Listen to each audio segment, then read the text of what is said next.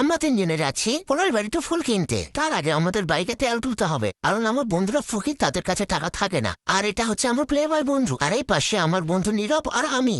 তো আমাদের বাইকে তেল তোলা শেষ আর আমরা পলাশ বাড়ির উদ্দেশ্যে রওনা দিলাম। ওয়েট, আপনাদের তো বলাই হয়নি আমরা পলাশ বাড়িতে কেন যাচ্ছি। দুদিন পরে আমার বোনের বিয়ে, তো তার জন্য আমরা গায়ে হলুদের মালা কিনতে যাচ্ছি। আমাদের ঘোড়াঘাটে গায়ে হলুদের মালা কিনতে পাওয়া যায় না। প্রিয় আমি বড় ভাই, ছোট্ট বোন একটা আবদার করছে, সেই আবদার না রেখে কি থাকা যায়?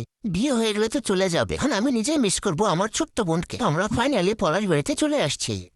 সামনে একটা ফুলের দোকান দেখা যাচ্ছে, সেখানে গিয়ে খোঁজ করলাম। এখানে শুধু কাঁচা ফুল আছে, গায়ে হলুদের গহনা নেই। আমি এখানে ফুল দেখছি আর আমার দুই বন্ধু আশেপাশে দেখছে কোনো মেয়ে আছে কিনা, থাকলে এখান থেকে ফুল নিয়ে নাকি প্রপোজ করবে তারা। আচ্ছা, ওদের কথা বাদ দিলাম। দোকানদার ভাই বলছে কাঁচা ফুলের মালা বেশি ভালো লাগবে। তো আমরা এখন পলাশবাড়ি থেকে ঘোড়াঘাটির দিকে রওনা দিলাম।